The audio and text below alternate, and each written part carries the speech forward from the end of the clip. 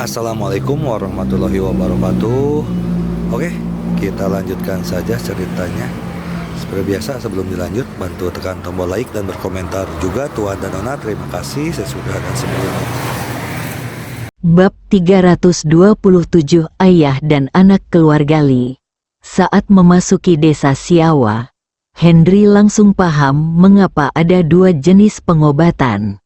Ada tanah subur di mana-mana, lahan pertanian terhubung dalam area yang luas, dan jalan aspal datar bersinar putih di bawah sinar matahari, seperti cermin. Ada bangunan 3 lantai yang seragam di kedua sisinya, dan setiap rumah memiliki halaman dengan dinding bata dan gerbang yang dicat. Ada banyak toko di kedua sisinya, kendaraan terus-menerus di jalan, dan suara musik merdu terdengar di seluruh desa. Ini hanyalah sebuah desa kecil, tetapi sudah memiliki skala dan kemegahan sebuah desa. Saya khawatir ini sangat jarang terjadi di Jawa. Tidak perlu memikirkan perbedaan antara menjadi kepala desa di desa ini dan menjadi kepala desa di desa Siahe. Tak heran jika masyarakat setempat mengambil keputusan konyol dengan memberikan ibu kota pegunungan kepada desa Siahe. Mereka tidak mau lagi mengurus desa Siahe. Keberadaan desa Siahe telah mempengaruhi perkembangan wilayah setempat secara keseluruhan, membuat perbedaan akan melakukannya demi dirinya sendiri. Hal ini tidak akan dibiarkan ada. Wang Erlang jelas sangat akrab dengan desa Siawa.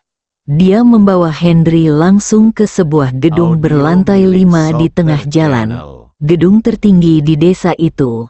Dia menunjuk ke halaman dan berkata, "Henry, ini Lily ada di rumah."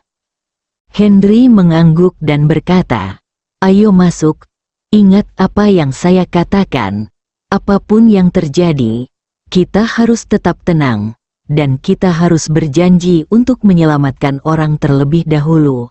Adapun balas dendam, itu ada pada saya." Wang Erlang mengangguk, kemarahan dan penyesalan muncul di matanya. Henry khawatir Wang Erlang tidak bisa mengendalikan emosinya, jadi dia masuk lebih dulu. "Berhenti, siapa kamu?" Begitu kedua orang itu memasuki halaman, lolongan Tibetan Mastiff terdengar, diikuti dengan teriakan. Henry memimpin dan berdiri teguh, sementara Wang Erlang berdiri di belakangnya.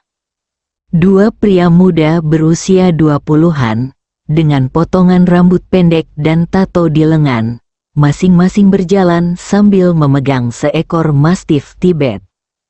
"Aduh, bukankah ini Wang Erlang? Kenapa kita tidak bertemu selama beberapa hari dan dia terlihat seperti manusia?" Kedua orang itu langsung mengenali Wang Erlang dan tertawa serta mengejek. Wang Erlang juga akrab dengan dua orang di depannya. Mereka adalah dua orang bawahan Lily di desa Siawa. Mereka pernah mengalami konflik sebelumnya. Jika itu terjadi di masa lalu, atau tanpa nasihat Henry, dia mungkin sudah melangkah maju untuk mengambil tindakan. Namun, dia tetap menahan diri. "Wang Lisan, aku tidak akan berbicara omong kosong denganmu. Biarkan Lily keluar dan berkata bahwa kami di sini untuk membayar kembali uang tersebut dan menebus orang tersebut." "Apakah kamu di sini untuk janda Zhang?" Wang berkata dengan senyum cabul di wajahnya. "Ya, kami akan membayar uang hutangnya."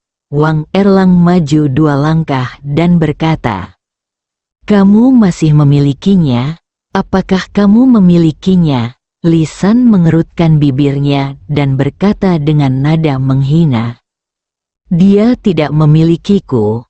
Henry khawatir Wang Erlang dan mereka berdua akan memperparah konflik jika terus berlanjut, jadi dia segera mengambil alih.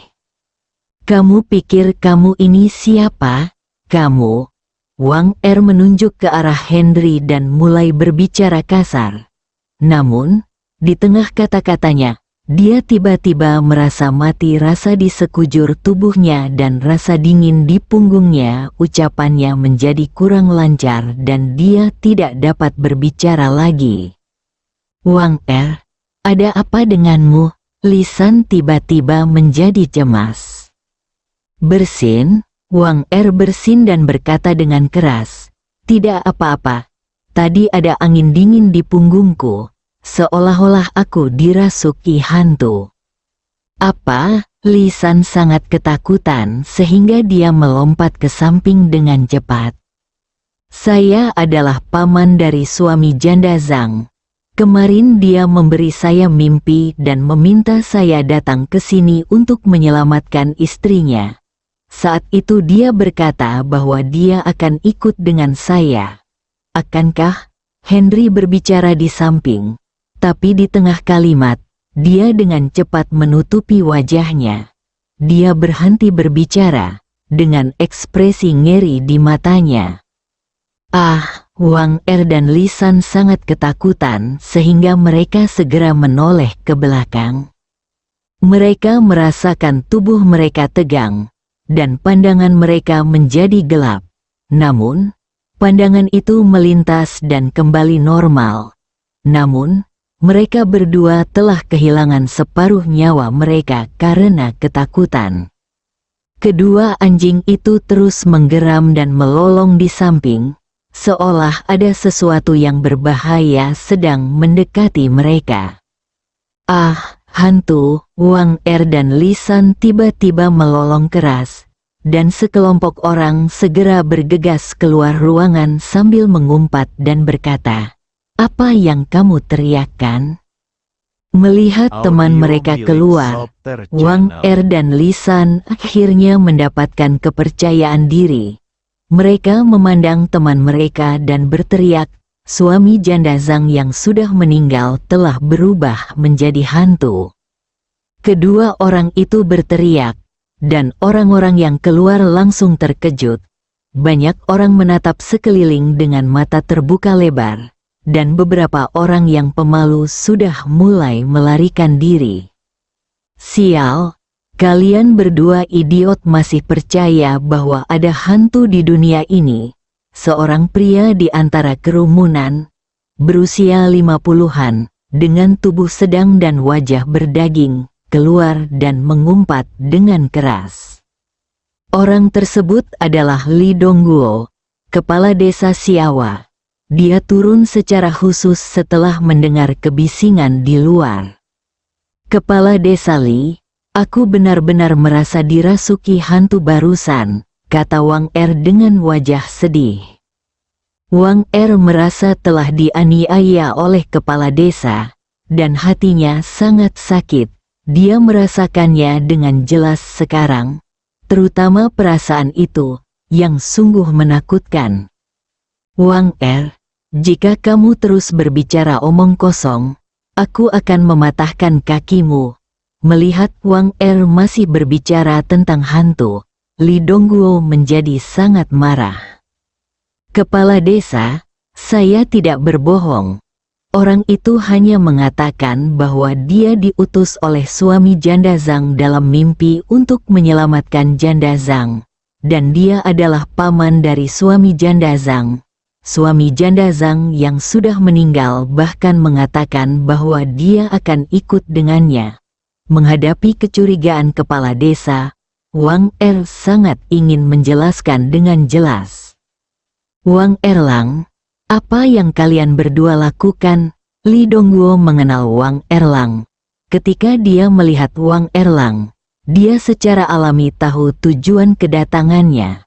Namun, memikirkan tentang putranya yang terbaring di tubuh janda Zhang selama 3 hari, dia tahu dia menyukainya. Jadi dia tidak ingin Wang Erlang membawa janda Zhang pergi. "Kepala desa Li, jangan kasar padaku. Akulah yang memimpin. Ini adalah paman jauh Zhang Yong, suami janda Zhang. Dia menerima permintaan Zhang Yong dan datang ke sini khusus untuk menyelamatkan orang. Hanya tanyakan padanya secara spesifik. Wang Erlang sangat pintar. Ketika dia melihat Henry melangkah maju dan mengucapkan beberapa patah kata, Wang Er dan Lisan menjadi seperti ini mendorong segalanya ke Henry. "Siapa kamu?" Li Dongguo memandang Henry dan berteriak keras. "Bukankah Wang Erlang sudah memperkenalkannya? Saya datang ke sini hanya untuk membayar kembali uang dan membawa orang pergi. Saya tidak peduli dengan hal lain." Henry menunjukkan sikap tenang. "Bawa pergi? Kamu hanya bermimpi." Sebelum Henry dapat mengatakan apapun, seorang pria muda berusia 20-an keluar dari gedung. Dia memiliki rambut kuning dan tampak baik-baik saja. Tetapi dia memiliki lingkaran hitam di bawah mata dan rambutnya telapak kakinya saat berjalan mengambang, sekilas terlihat seperti mengumbar berlebihan. Henry mengangkat sudut mulutnya, berpikir bahwa dia tahu siapa orang itu tanpa harus menebaknya. Sepertinya orang ini telah datang setidaknya selusin kali dalam 3 hari terakhir, dan kemampuan bertarungnya cukup bagus.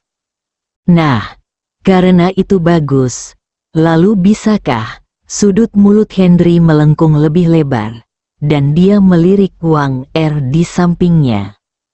Bab 328, Kerasukan Hantu.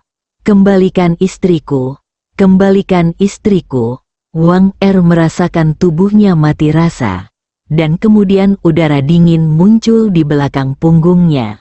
Otaknya bergetar, dan tanpa sadar dia merasakan perasaan seperti mimpi. Di dalam kesadarannya Zhang adalah dirinya sendiri, istrinya, dan Lily di depannya adalah orang yang memperkosa istrinya.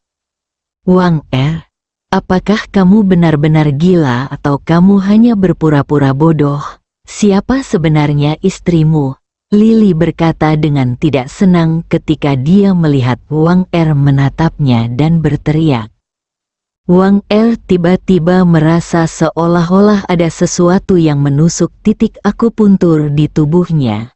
Dan kemudian seluruh tubuhnya berlari ke arah Lily seperti orang gila, berteriak dengan keras, "Janda Zhang adalah istriku, dan aku adalah Zhang Yong." "Kamu?" Lily tidak menyelesaikan kalimatnya karena lehernya sudah tercekik dengan erat. "Ah!" Lily akhirnya berteriak dengan suara pelan dan mulai memutar matanya. "Cepat, pergi dan bawa dia menjauh dariku." Li Dongguo berteriak dari samping. Yang lain tiba-tiba bergegas mendekat dan hendak menarik Wang Er. Namun tangan Wang Er seperti tang, meremas leher Lily dengan erat, bahkan ingin menggigitnya.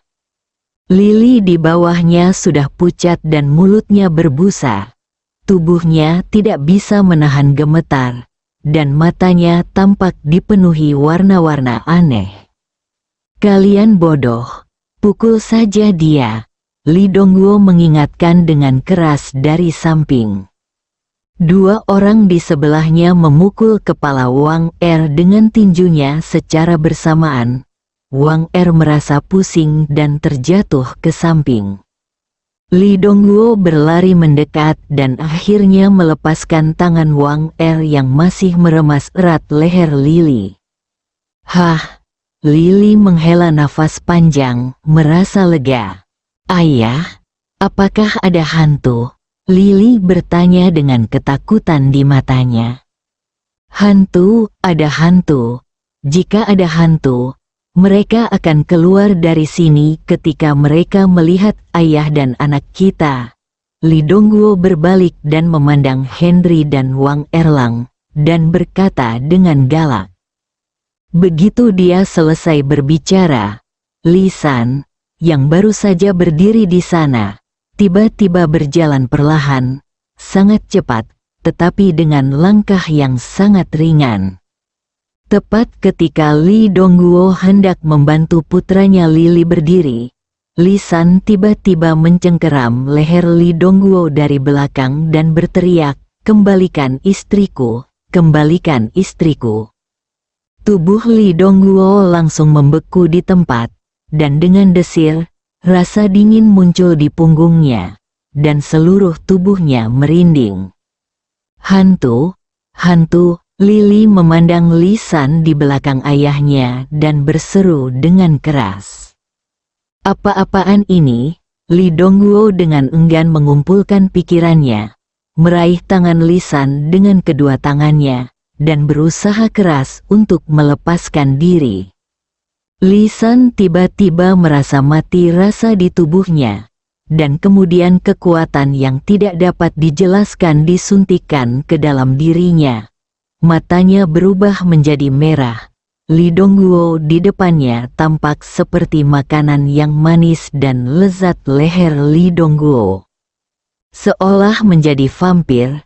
Lili tidak menunggu ayahnya Li Dongguo memanggil, tapi dia memanggil lebih dulu, berbalik dan lari. Li Dongguo baru saja memanggil saat ini. Kali ini, udara dingin di punggungnya menjadi lebih kuat dan dia merasa semakin ketakutan. Melihat sekelilingnya dengan bingung, dia perlahan-lahan berteriak kepada orang yang mundur, "Hancurkan dia dengan cepat." "Haha, silakan saja lawan aku. Jika kamu tidak melepaskan istriku, aku akan merasuki kalian masing-masing lagi," kata Li San dengan mulut penuh darah merah cerah dan mencicit gigi merah putihnya.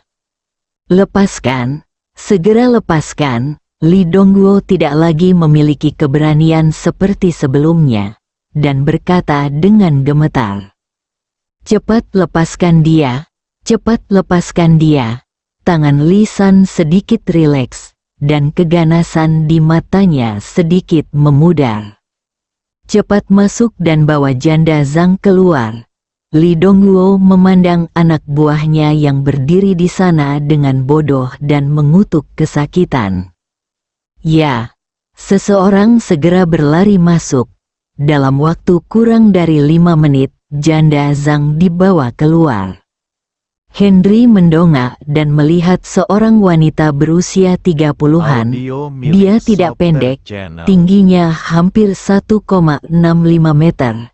Dia memiliki kulit yang cerah dan rambutnya yang dikuncir kuda berantakan seperti sarang semut, sekilas tanda ditinggalkan oleh laki-laki. Pakaiannya robek dan compang camping, serta terdapat goresan merah samar di sekujur tubuhnya. Postur berjalannya jelas salah, dan rasa sakit selalu tergambar di wajahnya. Diperlakukan kasar, sungguh binatang buas. Dia secara tidak sengaja mengangkat tangannya, dan Li San tiba-tiba mencekik Li Dongguo seperti orang gila lagi dan berkata, "Aku akan membunuhmu untuk membalaskan dendam istriku." Li Dongguo benar-benar bodoh sekarang. Dia tidak menyangka Li San akan menjadi begitu gila ketika dia dirasuki. Dia ingin orang lain membantunya, tetapi yang lain baru saja memikirkan ancamannya dan terlalu takut untuk membantu. "Selamatkan hidupmu, selamatkan hidupmu, kami salah." Meskipun wajah Li Dongguo masih penuh amarah, tubuhnya gemetar seperti sekam, matanya penuh ketakutan, dan dia memohon dengan getir. "Kamu butuh kompensasi, kompensasi." Suara Li San menjadi semakin lama. "Oke, segera berikan kompensasi. Pergi dan minta Lili mengambil dan memberikannya kepada janda Zhang," teriak Li Dongguo kepada bawahannya. Ketika orang-orang itu mendengar ini, mereka berbalik dan berlari ke dalam rumah untuk mencari Lili. Saat ini, Lili sedang bersembunyi di tempat tidur, meringkuk menjadi bola, ditutupi selimut, tubuhnya gemetar, dan dia berteriak keras, "Jangan gigit aku, jangan gigit aku. Saat bawahannya berjalan mendekat dan menepuk Lily, Lily sangat ketakutan hingga dia berteriak, "Wow! Tuan Li, kepala desa memintamu untuk mengembalikan Iou Janda Zhang kepada Janda Zhang. Aku pergi, kamu hanya perlu mengatakannya secara langsung. Tahukah kamu bahwa orang bisa menakuti orang sampai mati?" Para bawahan terlihat bingung. Bukankah mereka takut teriakan yang tiba-tiba akan membuatmu takut? Li Lilai membuka meja di samping tempat tidur, menemukan Iou dan melemparkannya kepada anak buahnya, sambil berkata, "Berikan padanya secepatnya, lalu suruh mereka keluar dari sini. Aku tidak ingin melihat mereka lagi." Ya. Bawahan itu keluar dengan membawa Iou. Ketika Iou diserahkan kepada Janda Zhang, dia memegang Iou senilai lebih dari 200.000 yuan dan menangis. Memikirkan kehidupan api penyucian selama 3 hari terakhir dan permainan Lily yang tidak normal, dia merasakan penghinaan dan kemarahan membanjiri hatinya. Karena marah, dia menyerahkan Iou tersebut, robeknya menjadi beberapa bagian dan lemparkan ke udara. Melihat potongan kertas putih yang beterbangan, Lisan tampak menjadi lebih bersemangat. Dia mengencangkan tangannya di leher Li Dongguo dan berkata, "Kamu binatang buas. Kamu telah mencemarkan istriku. Aku ingin kalian semua mati." "Ah!" Li Dongguo berteriak kesakitan. "Kami salah. Kami tahu kami salah. Tolong ampuni kami. Saya akan membayar Janda Zhang. Bolehkah membayarnya?" Setelah mendengar permohonan Li Dongguo, Lisan sepertinya memikirkannya dan menyetujuinya. "Kompensasi istriku dengan 300.000, 100.000 sehari. Jika kamu kehilangan 1 sen, aku akan menggigitmu. Kebetulan aku membutuhkan darah dunia untuk memberi makan hantuku." Oke. Li Dongguo hampir mengompol saat mendengar omong kosong Lisan. "Pergi dan dapatkan uang tunai 300.000, teriak Li Dongguo kepada anak buahnya yang baru saja mengambil Iou. Pria itu berbalik lagi dan berlari masuk, bersambung.